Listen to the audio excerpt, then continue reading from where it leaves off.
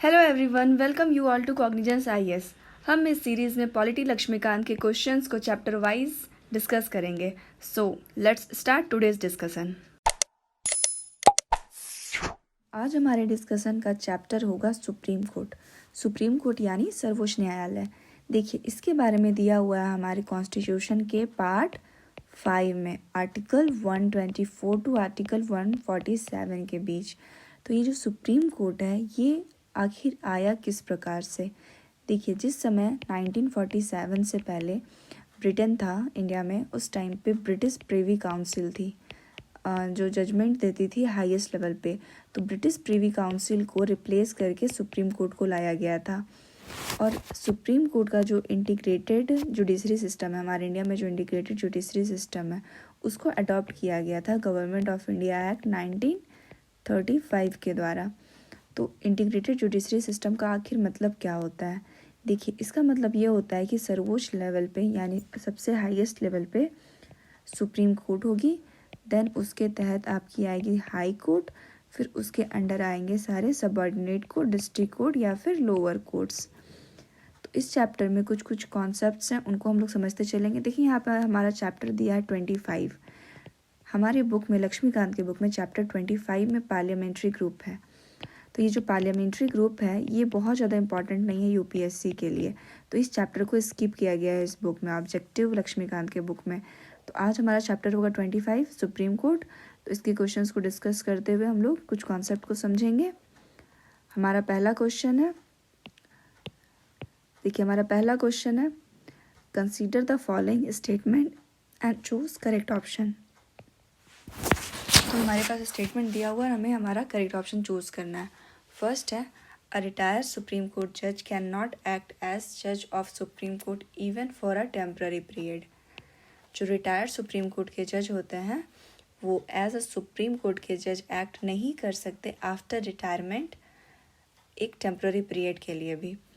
Second, हमारा high court जज may be appointed as ad hoc जज of the supreme court for a temporary period.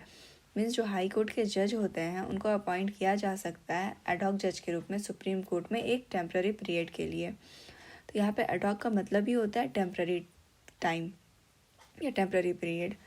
तो first जो हमारा स्टेटमेंट है, एक रिटायर्ड सुप्रीम कोर्ट के जज को नहीं बनाया जा सकता है जज सुप्रीम कोर्ट का किसी भी समय के लिए। तो यहाँ पे हमारा फर्स्ट स्टेटमेंट इनकरेक्ट है, क्योंकि अगर चीफ जस्टिस ऑफ इंडिया चाहे और वहाँ पे अगर जज की ज़रूरत हो सुप्रीम कोर्ट में, तो वहाँ पे एक रिटायर्ड सुप्रीम कोर्ट के जज को कहा जा सकता है कि वो आ करके थोड़े समय के लिए वर्क को कंडक्ट करें। सेकंड हमारा जो है वो करेक्ट है, क्योंकि एक हाई कोर्ट के जज को अपॉइंट किया जा सकता है टेम्पररी पीरियड के लिए सुप्रीम कोर्ट के जज की तरह। तो यहाँ पे हमारा करेक्ट ऑप्शन हो जाएगा बी। क्वेश्चन नंबर 2 देखते हैं। इसमें भी हमें स्टेटमेंट देखना है, करेक्ट ऑप्शन चूज करना है। स्टेटमेंट हमारा पहला, the supreme court has original jurisdiction in any dispute between the government of India and one or more state. Means government of India होगी वन साइड में एंड अदर साइड में क्या होंगे, one or more state. तो उसके लिए supreme court के पास original jurisdiction है। देखिए, सुप्रीम कोर्ट के पास जो ओरिजिनल जुरिडिक्शन है उसके बारे में आर्टिकल 131, 131 में डील किया गया है। तो सुप्रीम कोर्ट के पास जो भी फेडरल स्ट्रक्चर होते हैं, जो भी फेडरल डिस्प्यूट होते हैं, उस फेडरल डिस्प्यूट के रिगार्डिंग सुप्रीम कोर्ट के पास ओरिजिनल एंड एक्सक्लूसिव जुरिडिक्शन है। एंड अगर फंडामेंटल राइट्स के बारे में बात करें तो फंडामेंटल राइट्स में भी सुप्रीम कोर्ट के पास ओरिजिनल जुरिडिक्शन है, बट उनका जो जुरिडिक्शन है वो कॉन्करेंट है किसके साथ, हाई कोर्ट के साथ। तो ये दो कॉन्सेप्ट आता है सुप्रीम कोर्ट के ओरिजिनल जुरिडिक्शन में। तो यहाँ पे हमारा सेकंड क्या है, the supreme court has original jurisdiction in any dispute between government of India and any state or states on one side and one or more state on other side. Means government of India होगी एक side में और कुछ state होंगे उनके साथ, और दूसरे साइड में क्या होंगे, एक स्टेट या उससे ज़्यादा स्टेट। थर्ड है हमारा, the supreme court has original jurisdiction in any dispute between the government of India and any corporation or individual on one side and one or more state on other side. Means यहाँ पे क्या कह रहा है, government of India के साथ कोई corporation भी हो सकते हैं या तो फिर कोई इंडिविजुअल भी हो सकते हैं एक तरफ, और दूसरे तरफ में एक या उससे ज़्यादा स्टेट होंगे। फोर्थ हमारा कह रहा है, the supreme court has original jurisdiction in any dispute between two और मोर स्टेट। किसी भी दो या उससे अधिक स्टेट के ऊपर में जुरिडिक्शन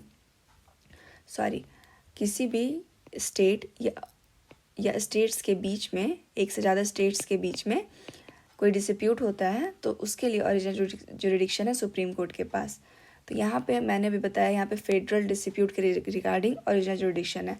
लेकिन यहाँ पे अगर आप स्टेटमेंट 4, 2 and 1 को देखेंगे, यहाँ पे आपको फेडरल का स्ट्रक्चर पता चलेगा, लेकिन स्टेटमेंट 3 में किसी कॉरपोरेशन या इंडिविजुअल की बात की गई है।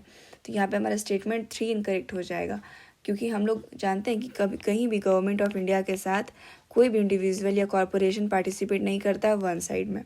तो 3 एलिमिनेट करेंगे और ये हमारा 1, 2 and 4 statement means option B correct हो जाएगा। क्वेश्चन नंबर 3 देखते हैं। In which of the following categories of cases the supreme court of India has the power to decide. किस तरह के कैटेगरी के केसेस में सुप्रीम कोर्ट जो है इंडिया के, उसके पास डिसाइड करने का पावर है।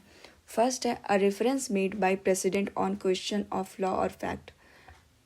कोई भी रेफरेंस जो प्रेसिडेंट के द्वारा किया जाए किसी भी क्वेश्चन में जो लॉ और फैक्ट से जुड़ा हो। सेकेंड है हमारा a case involving interpretation of the constitution. कोई ऐसा केस जिसमें कि कॉन्स्टिट्यूशन का इंटरप्रिटेशन इन्वॉल्व हो। थर्ड है हमारा case involving a substantial question of law of general importance. एक ऐसा केस जिसमें इन्वॉल्व होता है कोई क्वेश्चन जो कि लॉ हो किसी जनरल इम्पॉर्टेंस के लिए। फोर्थ हमारा case where the constitutionality of any law has been challenged. Means कोई ऐसा केस जिसमें कि किसी लॉ के संवैधानिकता को चैलेंज किया जा सके या चुनौती दिया जा सके। देखिए यहाँ पे अगर आप देखेंगे केसेस में तो सुप्रीम कोर्ट के पास पावर होता है डिसाइड करने का कुछ कुछ केसेस में, लेकिन यहाँ अगर प्रेसिडेंट आ जाते हैं मीन्स देखिए हम सबको पता है कि आर्टिकल 143 के तहत प्रेसिडेंट के पास पावर है कि वो किसी लॉ के मैटर पे सुप्रीम कोर्ट के साथ कंसल्ट कर सके। लेकिन यहाँ पे प्रेसिडेंट बाइंडिंग नहीं है सुप्रीम कोर्ट के किसी भी बात को मानने के लिए, रिकमेंडेशन को मानने के लिए। तो फर्स्ट जो हमारा स्टेटमेंट बता रहा है इसमें डिसाइड करने का फैक्टर कौन होते हैं, प्रेसिडेंट, ना कि सुप्रीम कोर्ट। तो अगर आप फर्स्ट स्टेटमेंट को यहाँ एलिमिनेट करेंगे तो एलिमिनेशन के बाद आपके पास केवल करेक्ट ऑप्शन मीन्स यानी डी बच जाएगा। तो हमारा करेक्ट ऑप्शन हो जाएगा ऑप्शन डी। क्वेश्चन नंबर 4 देखते हैं। स्टेटमेंट को देखना है, इसमें भी हमें करेक्ट ऑप्शन को चूज करना है। फर्स्ट स्टेटमेंट है हमारा the supreme court of India can seat only in Delhi. Supreme court जो है वो केवल और केवल दिल्ली में बैठ सकती है। सेकेंड है हमारा the supreme court of India can sit in places other than Delhi which the chief justice of India may appoint with the approval of the president. Supreme court of India जो है वो दिल्ली के अलावा भी किसी अलग जगह पर बैठ सकती है जहाँ पे प्रेसिडेंट का अप्रूवल हो और चीफ जस्टिस उसमें अपॉइंट करें। तो यहाँ पे फर्स्ट एंड सेकंड तो एक दूसरे को कॉन्ट्राडिक्ट कर रहा है, तो यहाँ भी फर्स्ट एंड सेकंड एक साथ तो करेक्ट हो नहीं सकता है। देखते हैं थर्ड द पार्लियामेंट में make provision for conferring supplemental powers upon the supreme court. जो पार्लियामेंट है वो कुछ कुछ प्रोविज़न बना सकती है, कुछ सप्लीमेंटल पावर दे सकती है सुप्रीम कोर्ट को। तो यहाँ पे देखिए जो पावर होता है सुप्रीम कोर्ट का पावर डिसाइड करने का वो तो पार्लियामेंट के पास ही होता है। तो यहाँ पे हमारा स्टेटमेंट थर्ड तो करेक्ट है। तो यहाँ पे थर्ड ओनली 2 में नहीं है। एंड अगर आप फर्स्ट स्टेटमेंट को देखेंगे तो सुप्रीम कोर्ट केवल और केवल दिल्ली में नहीं बैठ सकती है, उसके पास पावर है प्रेसिडेंट के पास कि वो किसी और प्लेसेस पे बैठ सके या सिट कर सके। तो हमारा स्टेटमेंट 1 इनकरेक्ट है। देन हमारे पास बचता option B and option D. तो हमने पहले ही डिस्कस कर लिया कि ऑप्शन 1 अगर इनकरेक्ट हो तो ऑप्शन 2 करेक्ट है। तो ये हमारा करेक्ट ऑप्शन हो जाएगा ऑप्शन बी। कॉन्स्टिट्यूशन जो है वो ऑथोराइज करती है सीजेआई को कि वो अपॉइंट कर सकते हैं किसी अदर प्लेस में as a seat of the supreme Court. Question number 5 देखते हैं, इसमें असर्शन एंड रीज़न दिया गया है। फर्स्ट है हमारा assertion the supreme court is a court of record. जो सुप्रीम कोर्ट है वो एक कोर्ट ऑफ रिकॉर्ड है। मीन्स सुप्रीम कोर्ट के पास जितना भी जजमेंट होता है या जितना भी वर्क होता है उसका एक रिकॉर्ड रखा जाता है। रीज़न है हमारा once a court is made a court of record. एक बार अगर कोई कोर्ट ऑफ रिकॉर्ड बना ले, its power to punish for its contempt necessarily follows from that position. इसका अगर उसके बाद कोई भी अवमानना करता है अगर कोर्ट का, तो कोर्ट के पास ये पावर है कि वो पनिश कर सके अपने पोजीशन के अकॉर्डिंग उस अथॉरिटी को या उस इंसान को। तो तो यहाँ पे देखिए आपका स्टेटमेंट 1 तो करेक्ट है कि supreme court court of record रखती ही है, एंड सेकंड भी हमारा यहाँ पे करेक्ट है कि जो कोर्ट होती है कोर्ट ऑफ रिकॉर्ड बनाने के बाद उनके पास पावर होता है कि वो कंटेम्प्ट के लिए किसी को पनिश कर सके, तो सेकंड भी करेक्ट है। लेकिन यहाँ पे मैंने पहले ही बताया था कि अगर यहाँ पे आप बिकॉज वर्ड का यूज़ करके स्टेटमेंट 1 को पढ़ेंगे या असर्शन को पढ़ेंगे तो दोनों एक दूसरे को फिलफिल करेगा, बट अगर यहाँ पे बिकॉज पढ़ने के बाद आपको स्टेटमेंट रीज़न और असर्शन में लिंकिंग नहीं मिलता है तो यहाँ पे हमारा दोनों एक दूसरे को रिलेट नहीं करता है। तो यहाँ अगर पढ़ेंगे once a court is made a court of record its power to punish for its contempt necessarily follows from that position because the supreme Court is court of record. तो यहाँ पे दोनों पैराग्राफ एक दूसरे को लिंक नहीं कर रहा है, तो हमारा बोथ स्टेटमेंट तो करेक्ट है, लेकिन आर जो है वो करेक्ट एक्सप्लेनेशन नहीं है ए का, तो हमारा करेक्ट ऑप्शन हो जाएगा ऑप्शन बी। क्वेश्चन नंबर 6 देखते हैं। In the appointment of the judges of the Supreme Court, the recommendation of the Collegium consisting of Chief Justice of India and 4 the senior most judges of the Supreme Court is binding on the President of India because यहाँ पे देखिए statement लंबा है लेकिन इसका answer बहुत short है। Statement ये कहना चाह रहा है कि सुप्रीम कोर्ट में अगर जजेस का अपॉइंटमेंट होता है तो वहाँ पे रिकमेंडेशन माना जाता है एक कॉलेजियम का जिसमें कि चीफ जस्टिस होते हैं और उसके अलावा 4 सीनियर मोस्ट जजेस होते हैं, और इसका जो रिकमेंडेशन होता है वो प्रेसिडेंट पे बाइंडिंग होता है। क्यों, आपसे ये पूछा था क्यों बाइंडिंग होता है, तो देखिए हम लोगों ने यहाँ पे देखा है कि जो सुप्रीम कोर्ट होते हैं उनमें जो भी अपॉइंटमेंट होगा जजेस का उसमें सुप्रीम कोर्ट का पावर है। तो यहाँ पे फर्स्ट स्टेटमेंट ऑप्शन है it is so provided in the constitution of India, क्या यह कॉन्स्टिट्यूशन में प्रोवाइड किया गया है। सेकेंड हमारा it has been consistent practice for a long time, यह बहुत लंबे समय से चला आ रहा प्रैक्टिस है। थर्ड हमारा it has been laid down by the parliament, ये पार्लियामेंट के द्वारा लाया गया है। डी हमारा it has been laid down by the supreme Court, ये जो कन्वेंशन है ये सुप्रीम कोर्ट के द्वारा लाया गया है। देखिए इस तरह का क्वेश्चन यूपीएससी पूछती, इस बार 2020 में डीपीएसपी पे क्वेश्चन किया गया था। डीपीएसपी से क्वेश्चन ये था कि जो separation of judiciary from executive है पब्लिक सर्विसेज में वो किस आधार पे है, क्या यह फंडामेंटल राइट है या क्या यह यहाँ डीपीएसपी के बारे में पूछे क्या यह डीपीएसपी है या कन्वेंशनल प्रैक्टिस है, इस तरह का एक क्वेश्चन था। तो यहाँ पे अगर आप देखेंगे तो हमारे यहाँ करेक्ट ऑप्शन हो जाएगा ऑप्शन डी, क्योंकि ये लेट डाउन किया गया है सुप्रीम कोर्ट के द्वारा। देखिए जो फर्स्ट जज केसेस था, फर्स्ट जज केस था 1982 का, इसमें जो भी था अथॉरिटी सुप्रीम कोर्ट के जजेस को अपॉइंट करने के लिए, वहाँ पे सुप्रीम कोर्ट के बातों को एज अ कंसल्टेशन माना जाता था, बाइंडिंग नहीं था। लेकिन सेकंड जज केसेस में, सेकंड एंड थर्ड जज केस में सुप्रीम कोर्ट को अथॉरिटी दी गई कि सुप्रीम कोर्ट अपॉइंट कर सकती है जजेस को थ्रू अ कॉलेजियम। तो सेकंड जज केसेस में क्या था, 2 सीनियर मोस्ट जज होते थे प्लस आपके सीजेआई होते थे, एंड थर्ड जज केस में क्या हुआ 4 सीनियर मोस्ट जज आए एंड एक सीजेआई। तो ये था आपका ऑप्शन डी। क्वेश्चन नंबर 7 देखते हैं। Which one of the following statement regarding the exercise of judicial review is not correct. तो ऐसा कौन सा स्टेटमेंट है जो जुडिशियल रिव्यू के एक्सरसाइज के अकॉर्डिंग करेक्ट नहीं है। मीन्स जुडिशियल रिव्यू का मतलब आखिर होता क्या है। देखिए जुडिशियल रिव्यू का मतलब यही होता है कि अगर किसी केस में कॉन्स्टिट्यूशनल वैलिडिटी की जांच करनी हो तो वहाँ पे जो सुप्रीम कोर्ट है या जो कोर्ट है वो डिसाइड करती है कि जो लॉ बना है वो अकॉर्डिंग टू कॉन्स्टिट्यूशन है या नहीं है। तो यहाँ पे आर्टिकल 13 में जुडिशियल रिव्यू की बात की गई है। जुडिशियल रिव्यू यानी सुप्रीम कोर्ट के पास आर्टिकल 32 के तहत पावर और हाई कोर्ट के पास आर्टिकल 226 के तहत पावर दिया गया है कि ये किसी भी लॉ को अनकॉन्स्टिट्यूशनल या इनवैलिड ठहरा सकती है। उसका ग्राउंड ये होना चाहिए कि वो किसी भी फंडामेंटल राइट्स को वायलेट करे या तो फिर आपका ये वायलेट करता हो कॉन्स्टिट्यूशनलिटी को। तो यहाँ पे हमारा आर्टिकल 13 में जुडिशियल रिव्यू की बात की गई है। तो फर्स्ट स्टेटमेंट है a case must be brought before the supreme court regarding the validity of law. अगर वैलिडिटी ऑफ लॉ हो उसके रिगार्डिंग कोई भी केस को सुप्रीम कोर्ट के समक्ष लाया जा सकता है। बी है हमारा unanimous opinion of all the जजेस is necessary for declaring a law null and void. तो किसी भी लॉ को नल एंड वॉइड साबित करने के लिए ये ज़रूरी है कि वो सारे के सारे जजेस एक मत होकर के उस पर वोट करें, अपना ओपिनियन दे। सी है हमारा legislative enactment of executive order may be struck down by the supreme court. जो लेजिस्लेटिव इनैक्टमेंट है एग्जीक्यूटिव ऑर्डर का, उसको स्ट्रक डाउन किया जा सकता है सुप्रीम कोर्ट के द्वारा।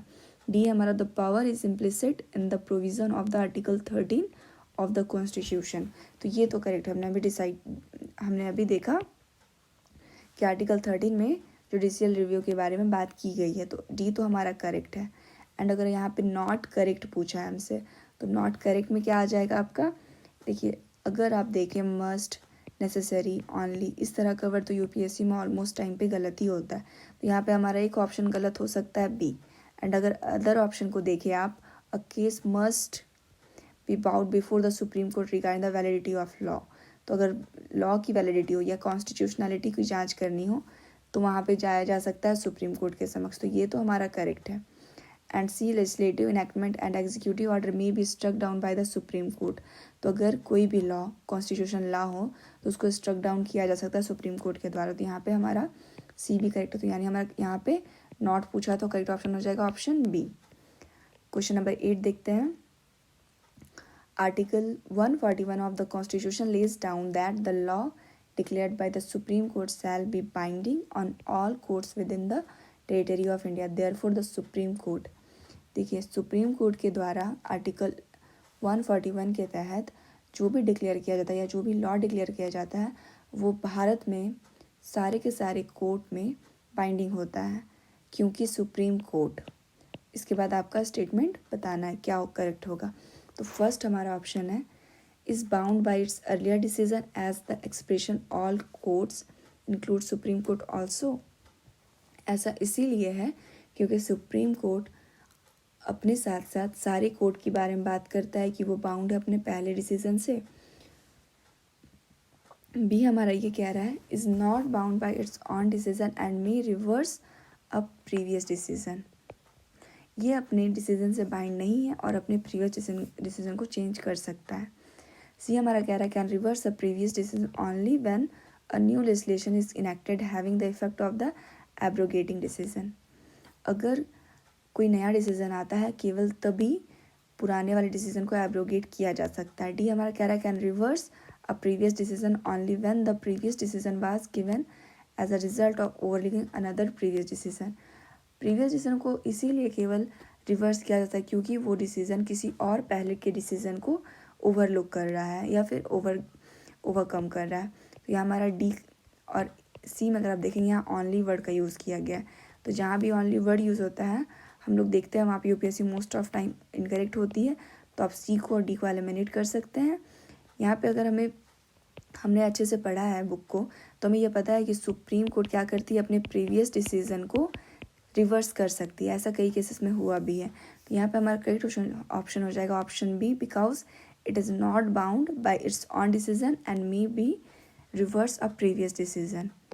क्वेश्चन नंबर 9 देखते हैं। Which one of the following is directly related to the appellate jurisdiction of the supreme court of India. तो इंडिया के एपेलेट जुरिडिक्शन में क्या क्या डायरेक्टली रिलेटेड है हमें ये बताना है। फर्स्ट है हमारा appeals made in civil, criminal and constitutional cases. Second option है appeals made in constitutional cases only.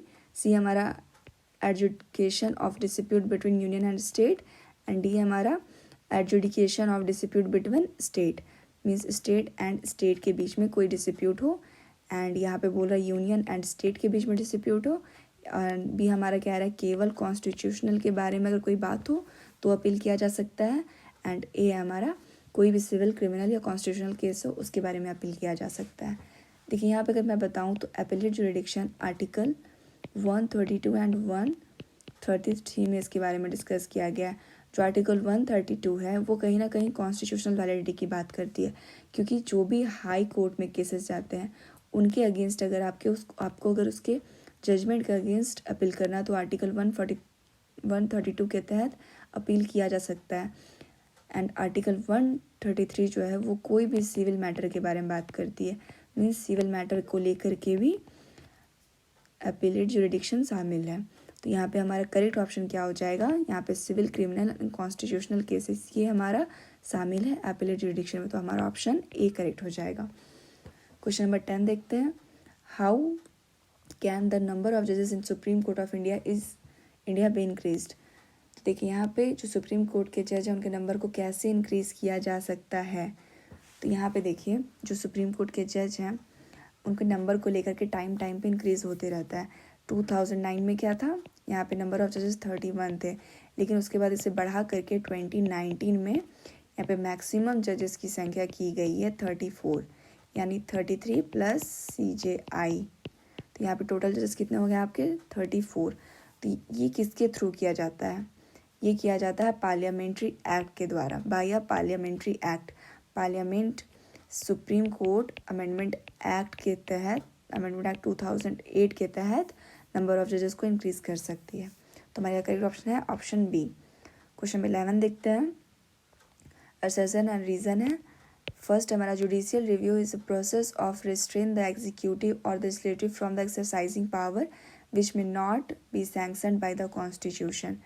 देखिए जो जुडिशियल रिव्यू है वो एक प्रोसेस है, वो एग्जीक्यूटिव और लेजिस्लेटिव के पावर को रिट्रेन करती है ताकि कहीं वो sanction bye the constitution which may not B, जो कि कॉन्स्टिट्यूशन के द्वारा सैंक्शन नहीं किया गया है उनको। यानी यहाँ पे ये कह रहा है कि अगर एग्जीक्यूटिव और लेजिस्लेचर कोई एक ऐसा पावर को एक्सरसाइज करती है जो उनको कॉन्स्टिट्यूशन के द्वारा नहीं दिया गया है, तो उससे बचाने का काम करता है जुडिशियल रिव्यू। रीज़न है हमारा the source of the power of judicial review is article 13 of the constitution. तो जो जुडिशियल रिव्यू का पावर है वो आर्टिकल 13 में दिया गया है। तो हमने प्रीवियस क्वेश्चन में डील किया, हमारा रीज़न तो करेक्ट है। यहाँ पे ऑप्शन डी को आप ऐसे ही एलिमिनेट कर सकते हैं। देन हमारा जो 1 है उसमें हम लोगों ने डील किया कि अगर कोई भी एग्जीक्यूटिव या लेजिस्लेचर कोई भी पावर एक्सरसाइज करती है जो कॉन्स्टिट्यूशन में नहीं बताया गया है और कोई ऐसा लॉ बना देती है, तो उसको नल और वाइड कर सकती है सुप्रीम कोर्ट जुडिशियल रिव्यू के द्वारा। तो ये हमारा स्टेटमेंट 1 करेक्ट हो जाएगा। बट यहाँ पे दोनों एक दूसरे को का मीन्स करेक्ट रीज़न नहीं दे रहा है, असर्शन का रीज़न। तो यहाँ पे हमारा करेक्ट ऑप्शन हो जाएगा option B. Both A and R individually true but reason is not the correct explanation of A. Question number 12 देखते हैं। आज हम लोग 12 तक डिस्कस करते हैं, नेक्स्ट क्वेश्चंस को हम लोग बाद में डिस्कस करेंगे। क्वेश्चन नंबर 12 है consider following statement and choose correct option. A हमारा parliament can extend but can not curtail the jurisdiction of the power of the supreme court. जो पार्लियामेंट है वो पावर ऑफ सुप्रीम कोर्ट को extend कर सकती है लेकिन उसको कर्टेल नहीं कर सकती है। सेकेंड है हमारा no discussion can take place in parliament with respect to conduct of the any जज of the supreme Court in the discharge of his duties. अगर कोई जज सुप्रीम कोर्ट में अपनी ड्यूटी को डिस्चार्ज करते हैं तो उसको लेकर के पार्लियामेंट में किसी भी तरह का कोई डिस्कशन नहीं किया जा सकता। थर्ड कह रहा है अ रिटायर्ड जज of Supreme Court can not be appear or plead in any court before any authority within the territory of India. तो अगर कोई रिटायर्ड जज होते हैं सुप्रीम कोर्ट के, वो किसी और कोर्ट में अपीयर नहीं हो सकते इंडिया में। तो यहाँ पे हमारा जो थर्ड स्टेटमेंट है, अगर आप देखेंगे हम लोगों ने स्टेटमेंट 1 में देखा था कि जो रिटायर्ड जज होते हैं वो टेम्प्रेरी पीरियड के लिए तो आ सकते हैं, बट ये भी आते हैं कब, CJI के कहने पे, और इसमें भी प्रेसिडेंट का रिकमेंडेशन ज़रूरी होता है। तो ये हमारा थर्ड स्टेटमेंट तो करेक्ट है क्योंकि ये अपने मन से कहीं भी अपीयर नहीं हो सकते या कहीं भी प्लीड नहीं कर सकते, तो थर्ड हमारा करेक्ट हो जाएगा। तो यहाँ पे आप डी को एलिमिनेट कर सकते हैं। देन अगर आप क्वेश्चन स्टेटमेंट 1 देखें, थर्ड तो हमारा करेक्ट है एंड स्टेटमेंट 1 भी करेक्ट है, तो हमारे पास सेकंड एंड 4 बचता है। तो सेकंड क्या है, no discussion can take place in parliament with respect to conduct of any जज of the supreme Court in the discharge of duties. And 4 देख लेते हैं, the salaries and allowance of the जजेस of the supreme Court are charged on the constituted fund of India. तो इनका जो salary allowance किसके through मिलता है, कॉन्स्टिट्यूटेड फंड ऑफ इंडिया के थ्रू। तो ये भी आपका आर्टिकल 125 में डील किया हुआ है, तो 4 भी हमारा करेक्ट है। तो यहाँ हमारा So this is the end of today's discussion. Hope you like it. Stay connected, stay safe. Thank you very much.